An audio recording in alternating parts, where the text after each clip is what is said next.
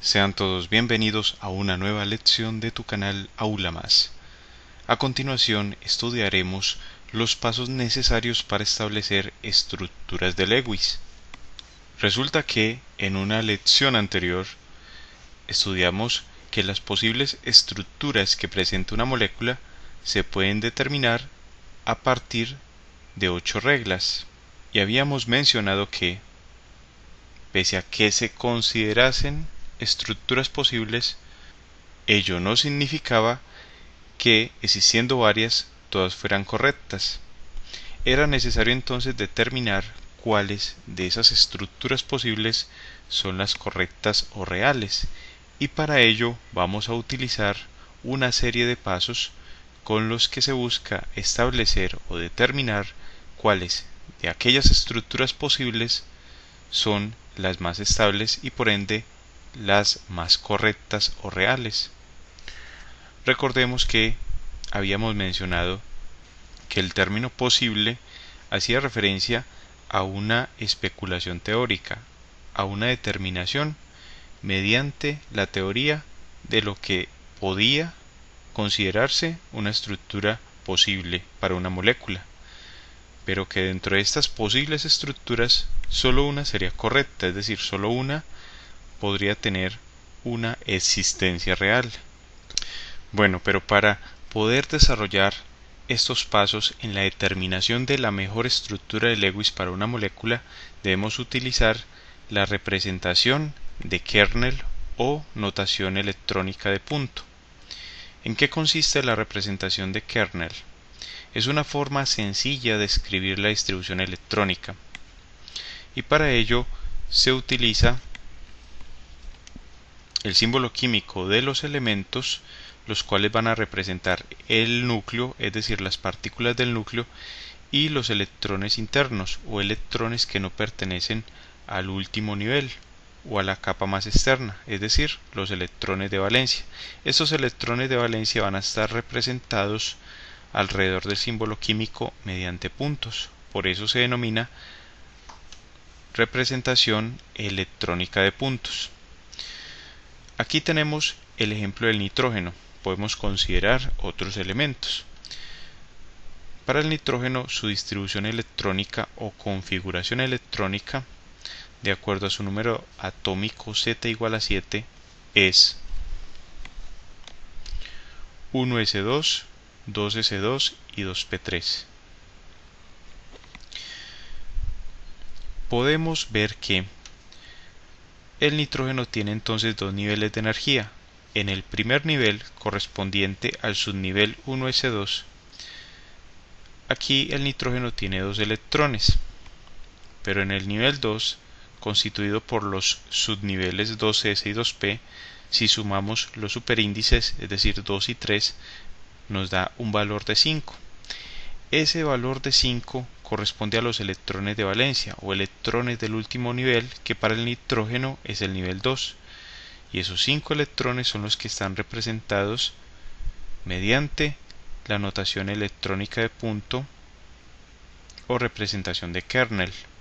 O sea que los dos electrones del primer nivel de energía que se encuentran en el subnivel 1s2 están también indicados en el símbolo químico del elemento, en este caso del nitrógeno, y por tanto decimos que lo que son los protones y los neutrones que están en el núcleo, lo mismo que los dos electrones del nivel 1, están representados por el símbolo químico del nitrógeno, y estos 5 puntos alrededor del símbolo químico del nitrógeno son entonces los electrones de valencia del nitrógeno o electrones del último nivel, 2 más 3 igual a 5, y de esta forma también se puede hacer para los demás elementos en la tabla periódica. Por ejemplo, el oxígeno tiene 6 electrones de valencia, entonces se representa el oxígeno mediante su símbolo químico O mayúscula y alrededor 6 electrones representados mediante puntos. O el carbono, por ejemplo, que tiene 4 electrones de valencia, se coloca el símbolo químico del carbono, que es una C mayúscula, y alrededor 4 puntos indicando los 4 electrones de valencia del carbono. Bueno, la representación de kernel es entonces muy importante para poder entender cómo desarrollar estructuras de Lewis. Vamos entonces al paso número 1. El paso número 1 consiste en determinar el número de electrones de valencia de cada átomo en la molécula. En este paso vamos a determinar todos los electrones de valencia de cada uno de los átomos de los elementos presentes en la molécula. Pero debemos tener presente que en este paso hay que tener en cuenta si son átomos de elementos representativos o átomos de elementos de transición, porque las reglas van a variar dependiendo de si tenemos elementos de los grupos A o de los grupos B. Si tenemos átomos de elementos representativos, es decir, de los elementos de los grupos A, tenemos que el número de electrones de valencia van a corresponder al número del grupo al cual pertenece el elemento que se considera en la tabla periódica. Por ejemplo, el carbono pertenece al grupo 4A, 4 en números romanos, y como es un elemento representativo, entonces tiene 4 electrones de valencia. El nitrógeno, como ya vimos, el nitrógeno pertenece al grupo 5A, entonces tiene 5 electrones de valencia. El oxígeno pertenece al grupo 6A, tiene entonces 6 electrones de valencia, y esto lo podemos ver resumido en la presente tabla. Sabemos que los elementos representativos presentan como últimos subniveles del último nivel de energía la terminación en S y P. En el caso de los elementos representativos, recordemos, están indicados por números romanos y una letra A mayúscula. En esta tabla tenemos elementos característicos de estos grupos. Tenemos sodio, que pertenece al grupo 1A, el magnesio, que pertenece al 2A, el aluminio pertenece al 3A, el silicio pertenece al 4A, el fósforo pertenece al 5A, el azufre al 6A, cloro al 7A y argón al 8A. Y tenemos también los símbolos químicos de esos elementos y la distribución electrónica de la última capa. Vemos que el sodio, en su última capa o último nivel de energía, presenta una configuración electrónica de 3s1, 3p0 y el magnesio de 3s2, 3p0. Este 0 quiere decir que estos elementos están completando el subnivel S. No tienen electrones en el subnivel P del último nivel. Pero cuando empezamos a estudiar la distribución electrónica del aluminio, en adelante podemos ver que se empieza a completar el subnivel P, desde 1 hasta 6. Debemos tener muy claro que en el subnivel S, o cuando tenemos un subnivel S, en este solo caben 2 electrones, y en un subnivel P hay espacio hasta 6 electrones. Pero ¿qué es lo importante de estudiar esta última capa o último nivel de energía? Es que la suma de los electrones de los subniveles del último nivel nos da el número de electrones de valencia y es igual al número del grupo. Vemos que el sodio tiene, o más bien nos da como suma 1 más 0 igual a 1, un electrón de valencia, y el sodio está en el grupo 1A. El magnesio, si sumamos los electrones de los subniveles del último nivel, nos da 2 más 0 igual a 2, y el magnesio está en el grupo 2A. El aluminio nos da una suma de los superíndices de 2 más 1 igual a 3, 3 electrones de valencia correspondientes al grupo 3A. Y el silicio, también en representación del carbono, presenta una suma de los electrones de la última capa o de los últimos subniveles de energía igual a 2 más 2 igual a 4, y el silicio está en el grupo 4A, y así sucesivamente. Entonces no tenemos problema en determinar el número de electrones de valencia o electrones del último nivel cuando tenemos en la fórmula molecular átomos de elementos representativos. Es muy sencillo entonces. El número de electrones de valencia corresponde al número del grupo. Y ya se efectúa entonces la representación de kernel o representación por medio de puntos. Por ejemplo, el sodio ya sabemos que tiene un electrón de valencia, entonces se coloca el símbolo químico del sodio, que representa los protones y neutrones en el núcleo, lo mismo que los electrones que no pertenecen al nivel más externo o último nivel y colocamos un punto correspondiente al electrón que se encuentra en el último nivel de energía o capa externa. El magnesio, sabemos que tiene 2 electrones de valencia, entonces se coloca el símbolo químico del magnesio y 2 puntos alrededor.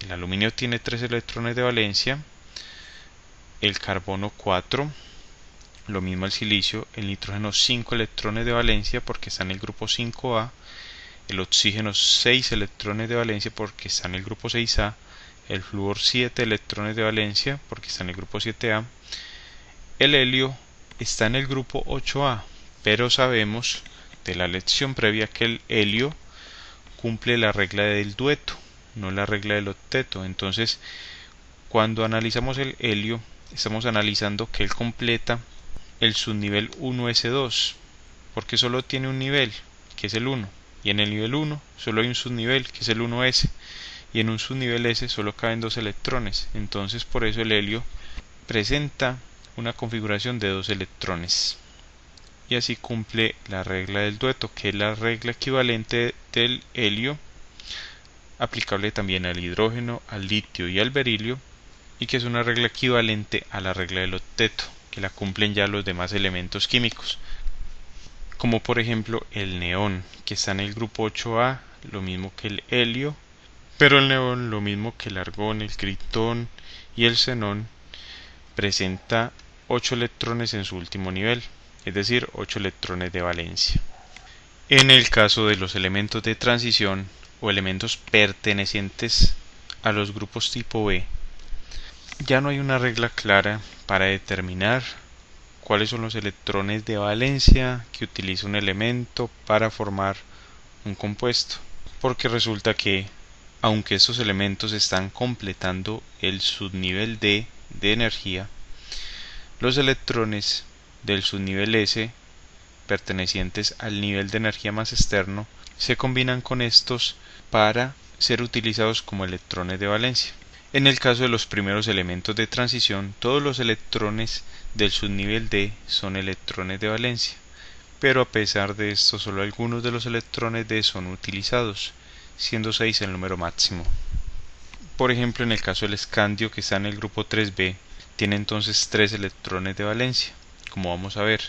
El titanio tiene 4, el vanadio tiene 5, el cromo tiene 6 y hasta el manganeso en las estructuras reales tiene 7 electrones de valencia. Resulta que cuando forman iones, los metales de transición van a perder primero los electrones del subnivel S de la capa de valencia más externa o último nivel de energía, y luego van a utilizar tantos electrones del subnivel D del penúltimo nivel de energía como sean necesarios para alcanzar la carga del ion más estable. Por ejemplo, el hierro tiene una distribución electrónica que termina en 4s2 y 3d6, similar a la del argón, pero continúa entonces con 4s2 y 3d6. ¿Qué pasa entonces con el hierro? Él puede disponer de los 2 electrones del subnivel del último nivel de energía, que es 4s, y puede formar así el ion Fe más 2.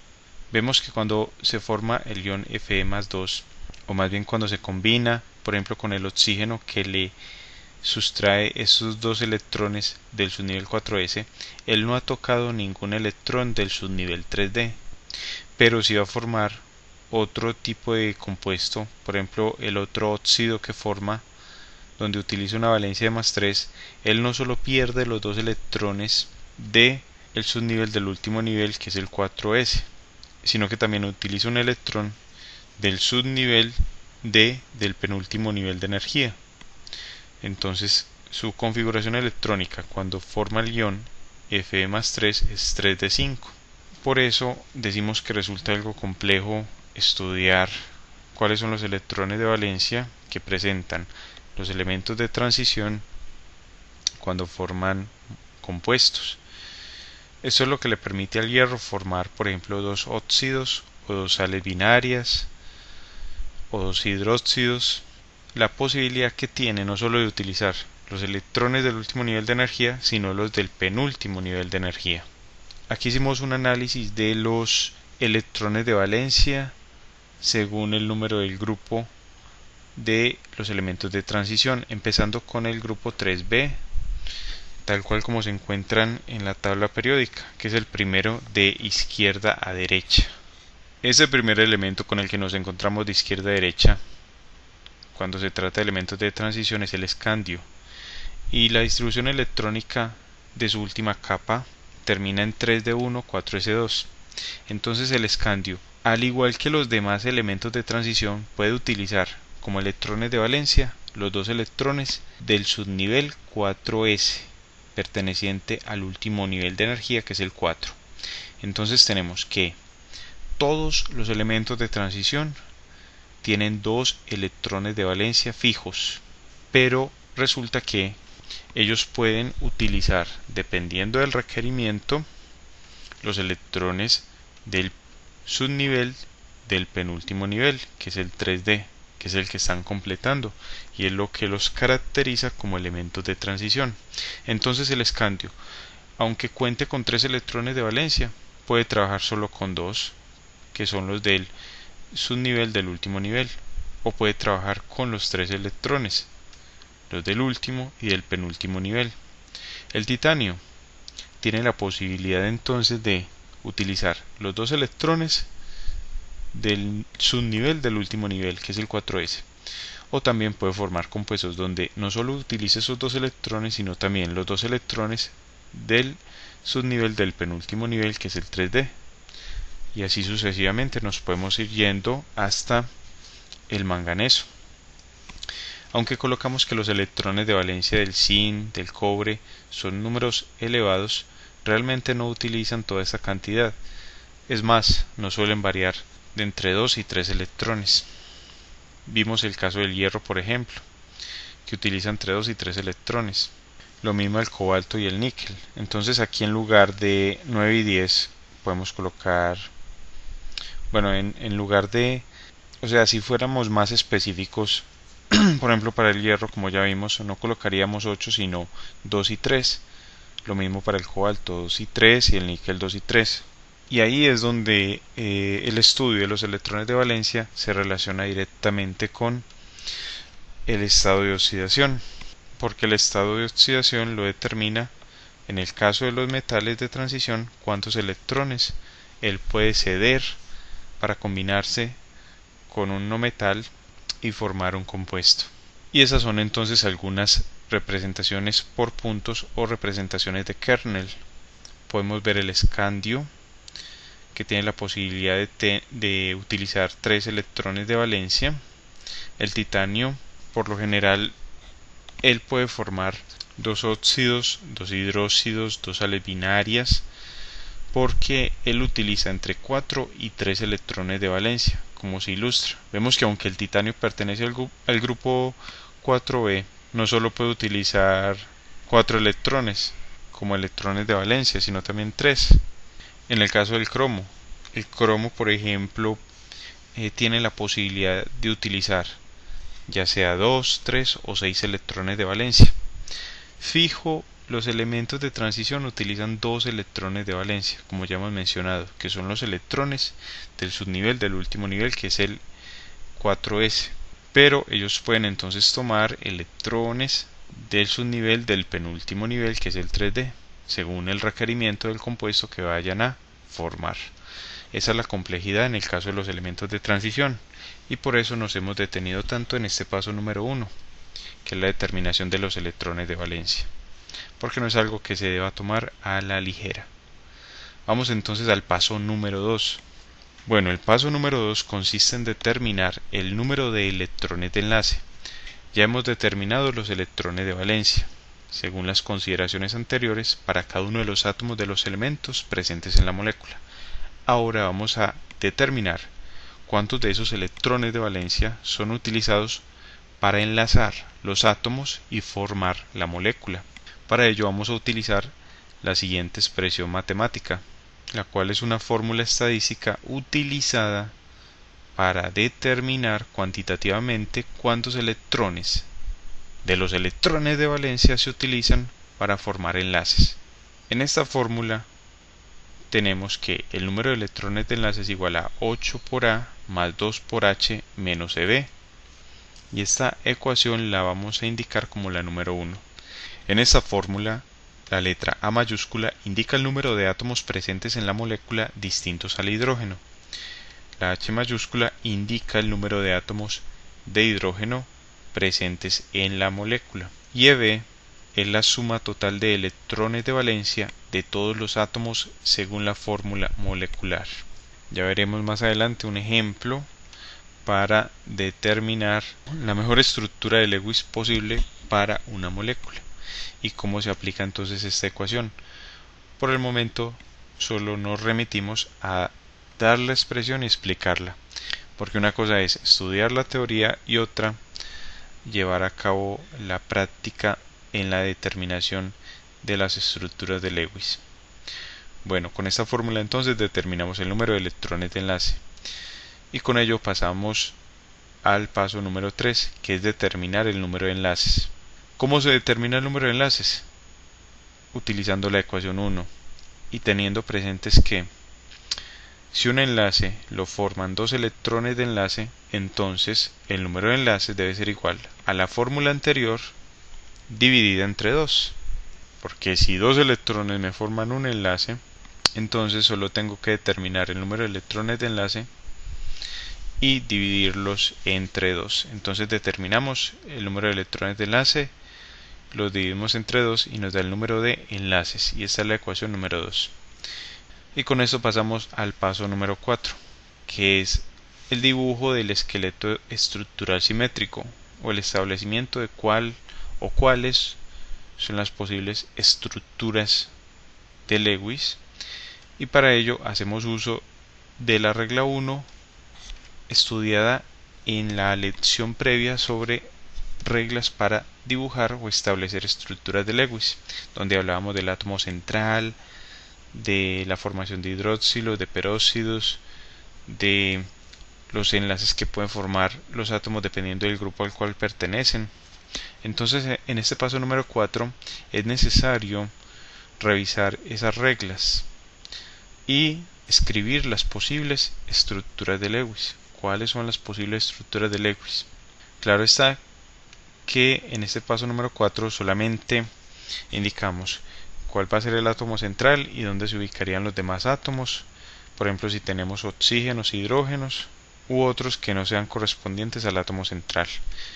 Con esto llegaremos al paso 5, que es ubicar los enlaces calculados en el paso número 3. Entonces, en el paso número 3 calculamos cuántos enlaces son utilizados para unir los átomos de los elementos en la molécula.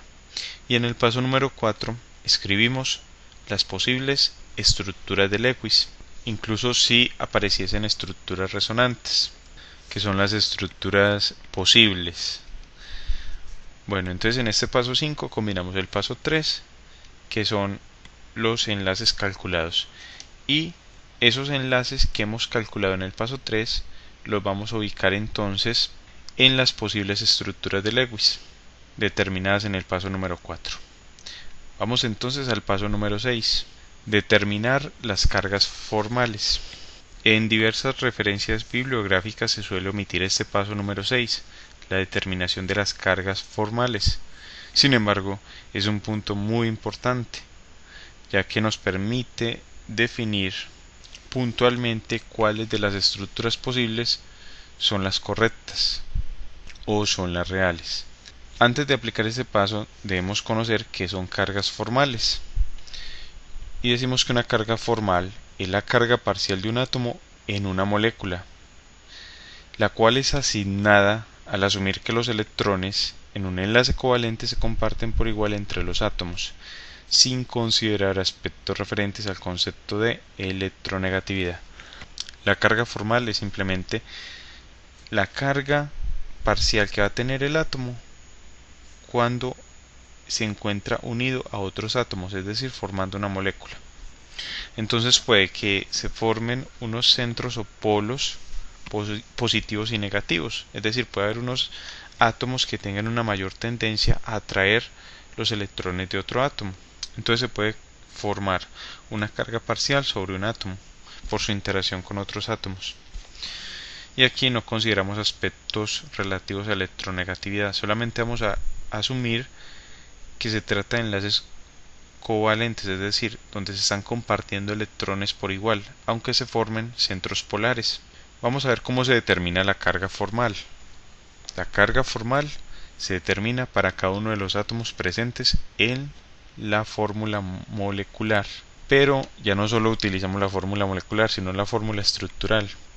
La carga formal se debe calcular para cada uno de los átomos en cada una de las posibles estructuras que hemos llegado a determinar hasta el paso número 5. Entonces se determina la carga formal de cada uno de los átomos de los elementos mediante la siguiente expresión. Carga formal de un átomo del elemento X es igual a la covalencia del átomo de ese elemento menos la covalencia normal del átomo del elemento considerado. Entonces la carga formal de un átomo es simplemente su covalencia menos su covalencia normal, como hemos indicado, y vamos a ver qué es covalencia y qué es covalencia normal, teniendo presentes que esta es la ecuación número 3. Bueno, la covalencia de un átomo X, abreviada como COV-dx en una molécula, es el número de enlaces covalentes que se presentan alrededor del átomo en la fórmula estructural propuesta. O sea que la covalencia solamente es contar los enlaces que está formando el átomo en la estructura propuesta. Esa es la covalencia, si forma un enlace, si forma dos, si forma tres. Bueno, y la covalencia normal de un átomo X, abreviada como COV-N mayúscula de X, es el número de electrones que le faltan a un átomo en su estado electrónico natural para cumplir con la regla del octeto, o en el caso del hidrógeno con la regla del dueto, es decir, para alcanzar la configuración electrónica del gas noble más cercano. Se suele utilizar aquí la tabla periódica para determinar la covalencia normal de un átomo X. Por ejemplo, el carbono. El carbono está en el grupo 4A. Si él va a cumplir con la regla del octeto, es decir, tener 8 electrones en su último nivel, ¿cuántos electrones necesitará sabiendo que el carbono está en el grupo 4?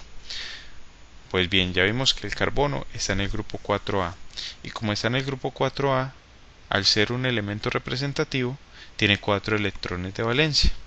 Entonces el carbono, ¿qué le faltan? Otros 4 electrones para cumplir la regla del octeto, y esa será la covalencia normal del carbono. La covalencia normal del carbono es igual a 4. En el caso, por ejemplo, del nitrógeno, el nitrógeno está en el grupo 5. Como está en el grupo 5, tiene 5 electrones de valencia. ¿Cuánto le falta para completar 8 electrones? Le faltan 3. Entonces la covalencia normal del nitrógeno será igual a 3. El oxígeno está en el grupo 6A. Es representativo y por tanto el número de electrones de valencia del oxígeno es igual a su grupo, que es 6. ¿Cuánto le falta al oxígeno para ajustar 8 electrones de valencia? Le faltan 2. Entonces la covalencia normal del oxígeno será igual a 2. Todo eso lo vamos a aclarar en el desarrollo de los ejercicios que siguen a la presente lección y en el ejemplo de la presente lección. Pero bueno, determinando las cargas formales es necesario tener en cuenta las siguientes condiciones, dependiendo de los valores de las cargas formales que nos den. Resulta que para seleccionar la mejor estructura o la estructura correcta entre varias posibles para una molécula, debemos tener en cuenta las siguientes condiciones. Son 4 condiciones en total. La condición A o condición 1 nos dice que la mejor estructura es la que presenta un valor de carga formal sobre cada uno de los átomos igual a 0, lo que indica que no hay presentes enlaces dativos. Esta condición nos dice que, luego de calcular las cargas formales de cada uno de los átomos en las distintas estructuras, vamos a seleccionar la estructura o las estructuras que presenten todas sus cargas formales iguales a 0. O sea que si hay unas que presentan átomos con cargas formales positivas o negativas se van a descartar y la mejor será aquella que tenga todas las cargas formales para sus átomos iguales a cero. Y si se presentan varias con esta condición, entonces todas ellas serán correctas o válidas. También puede darse el caso en que no se dé que todos los átomos presenten una carga formal igual a cero en las estructuras posibles o estructuras propuestas. Ahí entra entonces la condición C, que veremos a continuación. Bueno, para la condición B ya hemos mencionado que si existen varias estructuras cumpliendo la condición A, es decir, donde todos sus átomos presentan carga formal igual a cero, entonces todas se consideran igualmente válidas o correctas. Pero la condición C nos dice que si no se cumple ninguna de las anteriores propuestas de acuerdo a la condición A, entonces la que presente el menor número de cargas formales positivas se escoge como la mejor. Entonces ahí nos toca mirar cuáles de todas las estructuras o cuáles estructuras presentan el menor número de cargas formales positivas y esas se van a escoger como la mejor. Si la condición C nos arroja dos o más estructuras con igual número de cargas formales positivas, entonces ya tenemos que ir a la condición D, que nos dice que si son varias las estructuras con el mismo número de cargas formales positivas, pero estas se encuentran localizadas en distintos átomos, se escoge como la mejor aquella en la cual la carga formal negativa se ubica sobre el átomo más electronegativo. Entonces ya, si hay varios átomos con igual número de cargas formales positivas, entonces vamos a mirar cuál estructura presenta la carga formal negativa sobre el átomo más electronegativo, y esa va a corresponder a la mejor estructura de Lewis. No necesariamente se tiene que pasar por las cuatro condiciones. Puede que hasta la condición A muchas veces nos da la mejor estructura de Lewis, pero hay otras donde se complica ese análisis, entonces toca recurrir al resto de las condiciones. Es muy importante tener en cuenta que el número de enlaces dativos o enlaces covalentes coordinados presentes en una molécula es igual al número de cargas formales. Si la carga formal total es positiva, entonces se trata de un catión, ion positivo, y si es negativa es un anión, ion negativo. Bueno, las cargas formales en la estructura que se proponga nos indican enlaces coordinados o dativos, o sea que esta es la forma cuantitativa de determinar si en una estructura se presentan enlaces dativos. Ahora bien, puede que haya enlaces dativos, pero la suma de cargas formales nos dé igual a cero. En ese caso, aunque haya enlaces dativos, la molécula será neutra. Pero si al sumar todas las cargas formales no nos da un valor de cero, eso quiere decir que tenemos un ion, que puede ser un catión si la carga formal neta es positiva, o un anión si la carga formal neta o la suma de las cargas formales es un valor negativo. Entonces es muy importante aclarar eso, que las cargas formales distintas a cero nos indican la presencia de enlaces dativos, y también puede utilizarse como una forma de determinar si tenemos un átomo neutro o tenemos un catión o un anión. Vamos entonces a resolver un ejemplo en el cual vamos a determinar la mejor estructura posible para el agua, considerando solamente su fórmula molecular. Bueno, este primer ejemplo trata sobre la determinación de las estructuras de Lewis para el agua, cuya fórmula molecular es H2O. Tal vez ya estemos familiarizados con la estructura de Lewis para el agua, pero en este ejemplo vamos a desarrollar todos los pasos en la determinación de esa estructura. Vamos a ver por qué la estructura del agua es la que nos presentan en los libros. Es muy conocida, esa HOH, y los hidrógenos forman un ángulo de 104 grados. Pero vamos a aplicar todos los pasos para ver por qué cuantitativamente, no solo a nivel teórico sino también real, el agua tiene la fórmula estructural que todos conocemos. El paso número 1 es determinar el número de electrones de valencia de cada átomo en la molécula. Recordemos que en ese paso nos dicen: analice si tiene elementos representativos o de transición. Si tiene elementos representativos, el número de electrones de valencia corresponde al número del grupo. Pero si tiene elementos de transición, ya tiene que mirar cuántos de los electrones de valencia posibles está utilizando ese elemento de transición en la fórmula que usted está considerando, y ahí tiene que ayudarse de el estado de oxidación del metal de transición en la fórmula molecular que esté considerando. En este ejemplo solo tenemos hidrógeno y oxígeno. El hidrógeno pertenece al grupo 1A. Como es representativo, sus electrones de valencia corresponden al número del grupo. Entonces el hidrógeno tiene un electrón de valencia, y de acuerdo a la representación por puntos electrónicos o representación de kernel, el hidrógeno se representa como H punto.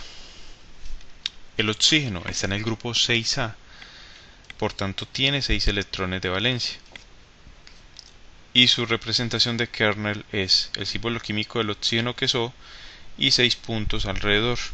Los puntos los indicamos en color azul para diferenciarlos de otros posibles símbolos que utilicemos. Bueno, ya tenemos el paso número 1. Aunque este ejemplo es sencillo, se recomienda estudiar los ejercicios o ejemplos posteriores a esta lección, es decir, las próximas lecciones, donde ilustraremos otros ejemplos de las estructuras de Lewis para otras moléculas. Vamos a considerar, por ejemplo, el dióxido de carbono, el ácido sulfúrico, el ácido nítrico, entre otros. Vamos al paso número 2, que nos dice: determine el número de electrones de enlace, es decir, cuántos de los electrones de valencia se utilizan para enlazar los átomos en la molécula. Aunque en el paso 1 no determinamos la cantidad total de electrones de valencia, también se suele hacer en el paso 2. ¿Por qué en el paso 2?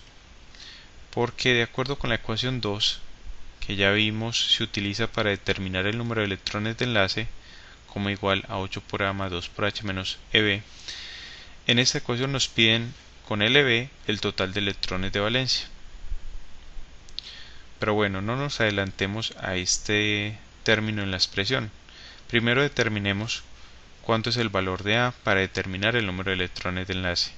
Habíamos visto que A es el número de átomos presentes en la molécula distintos al hidrógeno. Como tenemos H2O, esto quiere decir que elementos distintos al hidrógeno es solo un oxígeno. Entonces tenemos número de átomos distintos al hidrógeno, solo hay uno, que es el oxígeno. El H es el número de átomos de hidrógeno. Ya vimos que en la molécula de agua hay 2, entonces H vale 2. Y el total de electrones de valencia se calcula del siguiente modo: electrones de valencia totales son iguales a el número de electrones de valencia de cada átomo por el número de átomos de ese elemento presente. Por ejemplo, en el hidrógeno, cada átomo de hidrógeno tiene un electrón de valencia, y como son 2 hidrógenos, entonces multiplicamos 1 por 2, y ahora sumamos los electrones que aporta el oxígeno. Cada átomo de oxígeno tiene 6 electrones de valencia por un átomo de oxígeno presente en la fórmula, entonces nos da 6 por 1, 6. ¿Qué nos da esta expresión? EB igual a 1 por 2 más 6 por 1. Nos da entonces que LB, los electrones de valencia totales, son iguales a 2 más 6. Y la suma de estos valores nos da igual a 8. Entonces en total hay 8 electrones de valencia. Debemos tener entonces presente que el total de electrones de valencia resulta de sumar las contribuciones individuales de cada uno de los átomos de los elementos. Y se debe mirar cuántos átomos de ese elemento hay en la fórmula molecular y multiplicar por su respectivo número de electrones de valencia. Bueno, tenemos que A vale 1, H vale 2 y Lb, los electrones de valencia totales, valen 8. Entonces reemplazamos en la ecuación 2 y determinamos el número de electrones de enlace. Repetimos, esta es una fórmula estadística obtenida entonces de la correlación de distintos datos en la determinación de los electrones de enlace. ¿Y cómo nos queda esta expresión? Como 8 por 1 más 2 por 2 menos 8. Y esto resulta en la siguiente expresión: 8 más 4 menos 8 igual finalmente a 4 electrones de enlace. ¿Cuál es el análisis que hacemos acá? Que de los 8 electrones de valencia totales, solamente 4 se utilizan para enlazar los átomos de los elementos. Ese es el análisis fundamental del paso 2. Determinar cuántos electrones de valencia son electrones de enlace. Y si a 8 le restamos 4, dándonos también un valor de 4, obtenemos los electrones libres, o sea que deben quedar 4 electrones libres en el caso de la molécula de agua. Vamos ahora al paso 3, determinar el número de enlaces. Es simplemente tomar el valor obtenido en el paso 2 y dividirlo entre 2, porque cada enlace está constituido por 2 electrones de enlace. Entonces 4 dividido 2 nos da 2. Hay 2 enlaces en la molécula de agua. Y ahora vamos al paso 4, en el cual utilizamos las reglas estudiadas en la lección previa, las reglas de la 1 a la 8.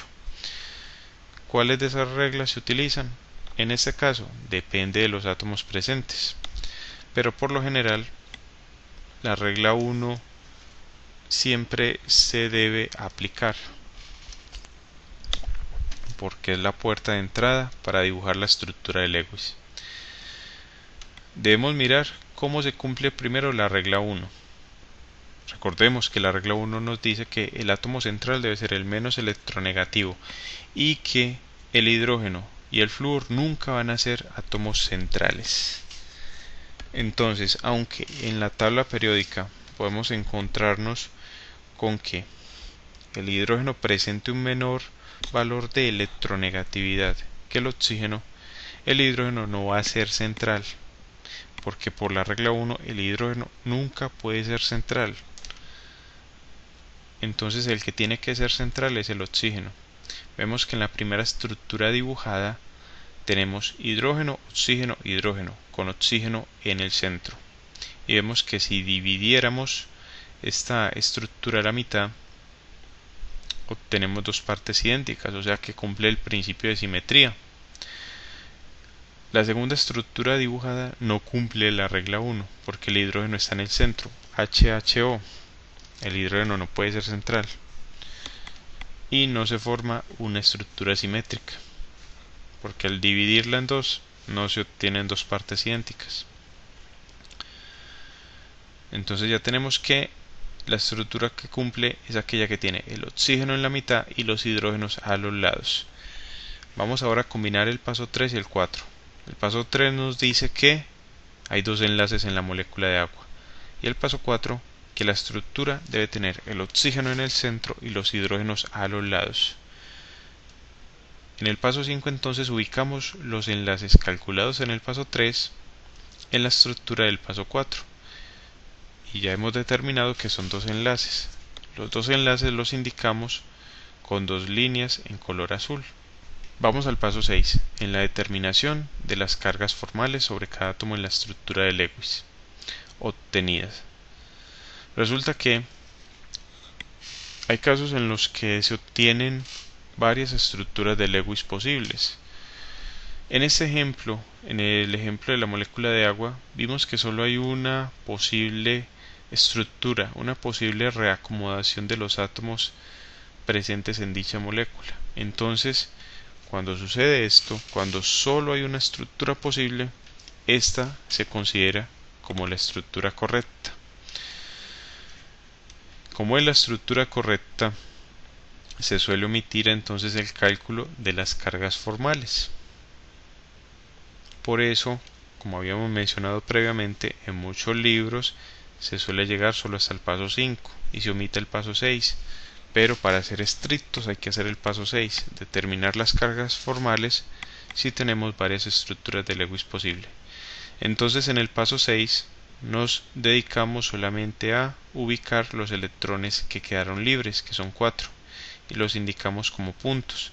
Sabemos que el hidrógeno debe cumplir la regla del dueto, entonces en el hidrógeno no va a haber electrones libres porque él ya tenía un electrón de su último nivel y el oxígeno le comparte otro electrón, entonces queda con 2 electrones y cumple la regla del dueto. Lo mismo con el hidrógeno a la derecha, él tiene un electrón, el oxígeno le comparte un electrón y ya queda con 2 cumpliendo la regla del dueto. Y el oxígeno, que debe cumplir la regla del octeto, es decir, tener 8 electrones en su último nivel, podemos ver que la está cumpliendo porque tiene 4 electrones libres y se comparte con los hidrógenos en un total de 4 electrones, entonces eso da 8. Por tanto, esta es la estructura más posible y correcta para el agua. Si determináramos la carga formal de cada uno de los átomos presentes en esta estructura, recordemos que la carga formal es igual a la covalencia menos la covalencia normal. Voy a mencionar el cálculo, no lo voy a efectuar aquí, pero lo voy a mencionar, cómo sería para cada átomo. Para el hidrógeno, por ejemplo, sería carga formal del hidrógeno a la izquierda, el hidrógeno de la izquierda será igual a la covalencia, que es el número de enlaces que presentan la estructura, en este caso 1, menos la covalencia normal. El hidrógeno está en el grupo 1A, pero el hidrógeno, para cumplir la regla del dueto, solo le falta un electrón, entonces sería 1 menos 1, un enlace que forma menos un electrón que le falta. Eso nos da un valor de carga formal igual a 0 para el hidrógeno.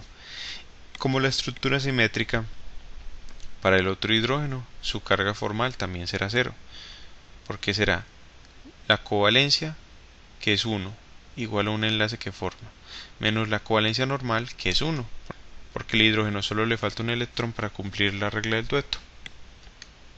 Entonces, por el lado de los hidrógenos, sus cargas formales son iguales a 0, que indica estabilidad para esos átomos.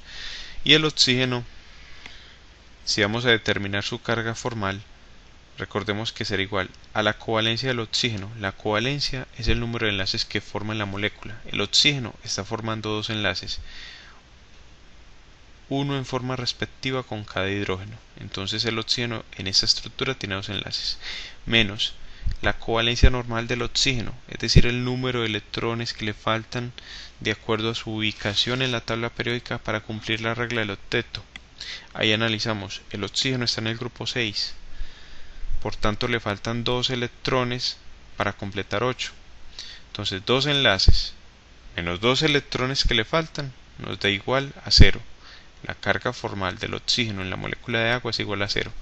Entonces la suma de cargas formales de los hidrógenos y del oxígeno, todo nos da igual a 0, y eso indica que la molécula no solo es neutra, sino también que su estructura es la más estable y es la correcta. En ejercicios de las lecciones siguientes vamos a estudiar otras estructuras de Lewis donde vamos a determinar las cargas formales, y con ellas vamos a determinar cuáles de las posibles estructuras son las más correctas para la molécula que se esté estudiando. De esta forma entonces concluimos la presente lección. Te invito a que sigas estudiando con nuestras lecciones, a darle me gusta a este video tutorial y a suscribirte a nuestro canal Aula Más, tu canal para aprender más.